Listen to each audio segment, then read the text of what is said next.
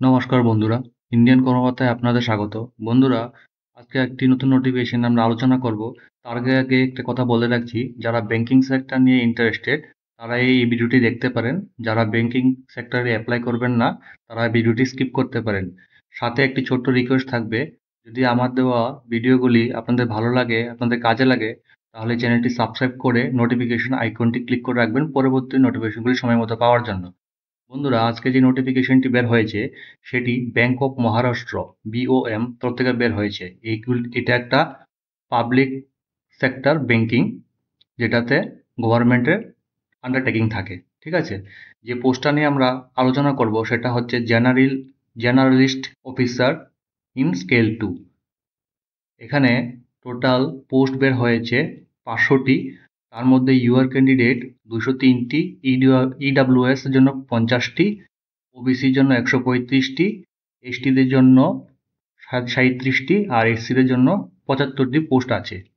সাথে পিডাব্লিউডি ক্যান্ডিডেটের জন্য 20টি পোস্ট সংরক্ষিত এর মধ্য থেকে। ঠিক আছে বন্ধুরা, এখানে যে কোয়ালিফিকেশনটা চেয়েছে, যে কোনো ব্যাচেলার ডিগ্রি হলে আপনারা অ্যাপ্লাই করতে পারবেন, কিন্তু অ্যাটলিস্ট 60% মার্কস লাগবে যদি আপনি ইউআর ক্যান্ডিডেট হয়ে থাকেন। যদি এসসি এসটি ওবিসি অথবা পিডাব্লিউডি হয়ে থাকেন তাহলে 55% হলেও চলবে। হ্যাঁ, এখানে ডিজায়ারেবল বলেছে যে আপনারা যদি কেউ সিএমএ অথবা সিএফএ বা আইসিডাব্লিউএ করে থাকেন তারা একটু রেফারেন্স বেশি পাবেন। হ্যাঁ, এখানে এক্সপিরিয়েন্সও চেয়েছে। যদি আপনাদের 3 বছরের এক্সপিরিয়েন্স চেয়েছে, যে কোনো পাবলিক সেক্টর ব্যাংকিং অথবা কোনো প্রাইভেট সেক্টর ব্যাংকিং তরফ থেকেও হলেও হবে। বয়স সীমা দেওয়া হয়েছে 22 বছর থেকে 35 বছরের মধ্যে যারা আছেন তারা এলিজিবল অ্যাপ্লাই করার জন্য। দেখে নিচ্ছি পরবর্তী, আমি সবগুলিতে ডিসক্রিপশনে যাচ্ছি না, যে মেন টপিকগুলি আছে সেগুলি একটু আলোচনা করে আপনাদের সঙ্গে দেখাচ্ছি। এখানে যে কাট অফ এলিজিবিলিটি ডেটটা আছে, যা আপনাদের পাস আউট ডেট থেকে আরম্ভ করে এক্সপিরিয়েন্স সব কিছু 31/7/2025 পর্যন্ত এই ডেট অনুযায়ী কাট অফ ডেটটা ফিক্স করা আছে। ঠিক আছে, তারপর এখানে বন্ধুরা আপনাদের যে, হ্যাঁ, অনেকে হয়তো বা এরকম থাকতে পারেন যারা 59 পয়েন্ট সামথিং পেয়েছেন বা এরকম পার্সেন্টেজ পেয়েছেন বা এর থেকে একটু কম আছে, তারা কিন্তু এটা এলিজিবল হবে না। এখানে 60% অথবা 60%-এর বেশি যারা আছেন তারাই একমাত্র এলিজিবল। ঠিক আছে, হ্যাঁ, এখানে বন্ধুরা এজ ক্রাইটেরিয়া অলমোস্ট সেমই থাকে। শিডিউল ট্রাইব অ্যান্ড শিডিউল কাস্টের জন্য 5 বছরের রিল্যাক্সেশন থাকবে। আদার্স ব্যাকওয়ার্ড ক্লাসেসের জন্য থাকবে 3 বছর রিল্যাক্সেশন।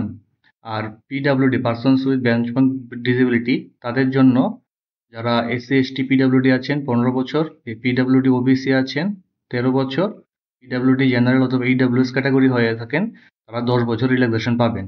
সাথে এক্স সার্ভিসম্যান হলে 5 বছর রিল্যাক্সেশন পাবেন।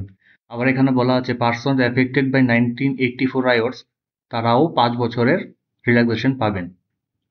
তারপর দেখে নিচ্ছি পরবর্তী। বন্ধুরা, এখানে যে বেতনটা দেওয়া হবে স্কেল অফ পে, এটা 64,820 প্লাস আপনাদের আলাদা অ্যালাউন্স হবে, সাথে যেরকম কি ডিএ থাকবে, এইচআরএ থাকবে, তারপর CCA, medical and other allowance, এটি অলমোস্ট আপনাদের সব পিএসইউতেই সেম থাকে অলমোস্ট। ঠিক আছে, দেখে নিচ্ছি পরবর্তী। এখানে প্রবাবেশন পিরিয়ড এবং সাথে আপনাদের একটা বন্ড সাইনিং করতে লাগবে। প্রবাবেশন পিরিয়ডটা হবে 6 মাসের জন্য, আর বন্ডটা হবে 2 লাখ টাকা। মিনিমাম 2 ইয়ার্স সার্ভিস পিরিয়ড পর্যন্ত থাকবে এটা। ঠিক আছে, তারপর যে সিলেকশন প্রসিডিউরটা হবে, এখানে আপনাদের প্রথমে যে যারা শর্টলিস্টেড হবেন এক্সামিনেশন পাস করে, ইন্টারভিউ প্রপোর্শনে ডাকা হবে 1:3 হিসাবে। ঠিক আছে, একটা পোস্টের জন্য 3 জন করে ইন্টারভিউর জন্য ডাকা হবে। অনলাইন এক্সামিনেশনে যেটা হবে অ্যাটলিস্ট থেকে 150 মার্কস থাকবে, ইন্টারভিউতে থাকবে 100 নম্বর। মানে এটা মোটামুটি 75:25 হিসাবে বিভক্ত, examination is to interview. Minimum cut off marks যেটা ফিক্স করা থাকবে সেটা সিলেকশন শেল বি ইউআর ক্যান্ডিডেটের জন্য 50% আর এসসি এসটি ওবিসি পিডাব্লিউডির জন্য 45% মিনিমাম। এটা মিনিমাম কোয়ালিফিকেশন মার্কস বলছি আমি। হ্যাঁ, এখানে এক্সামিনেশন যে প্যাটার্নটা হবে সেটাতে থাকবে English language, quantitative aptitude, reasoning ability, professional knowledge, সব মিলিয়ে 150 নম্বর থাকবে। 150 নম্বরের কোর্স। ঠিক আছে, টোটাল আওয়ার্স পাবেন 2 ঘন্টা। হ্যাঁ, এখানে পেনাল্টি মার্কসও আছে। বন্ধুরা 0.25 করে আপনাদের পেনাল্টি মার্কস ডিডাক্ট করা হবে যদি কোনো রং আনসার করে থাকেন। ঠিক আছে? এক্সামিনেশন সেন্টারগুলির মধ্যে আমি দেখে নিচ্ছি। এখানে আমি অনেকগুলি সেন্টার আছে, সবগুলি আমি যাচ্ছি না, শুধু স্টেটটা নাম বলে দিচ্ছি: বিহার, চণ্ডীগড়, ছত্তিশগড়, দিল্লি এনসিআর, গোয়া, গুজরাট, ঝাড়খণ্ড, কর্ণাটকা, কেরালা। এই স্টেটগুলিতে হবে। যেমন কি এখানে আসাম, মধ্যপ্রদেশ, উড়িষ্যা, রাজস্থান, তামিলনাড়ু, তেলেঙ্গানা, উত্তরপ্রদেশ, ওয়েস্ট বেঙ্গল সবগুলিতেই এক্সামিনেশন হবে স্টেটে। তারপরে এমনিতে সিটিতে যেটাতে আপনার সুইটেবল হবে সেখানে সিলেক্ট করে ফিল আপ করতে পারেন। এখানে যে ডকুমেন্টগুলি আপনাদের প্রোভাইড করতে লাগবে যখন আপনাদের ইন্টারভিউ হবে, যেমন কি আপনাদের প্রিন্ট আউট নিয়ে যেতে হবে ইন্টারভিউ কল লেটারের। তারপর সিস্টেম জেনারেট যেটা ফর্ম ফিল আপ করবেন সেই ফর্মটাও লাগবে। বার্থ সার্টিফিকেট লাগবে for date of birth confirm করার জন্য। তারপর আপনাদের লাগবে passport for identification, passport, Aadhaar card, PAN card, voter ID, driving licence যে কোনো একটা, বা ফটো আইডি কার্ড। তারপর মার্কশিট লাগবে, মার্কশিট সার্টিফিকেট লাগবে এসএসসি এক্সাম থেকে শুরু করে হাইয়েস্ট এক্সামিনেশন পর্যন্ত সবগুলি।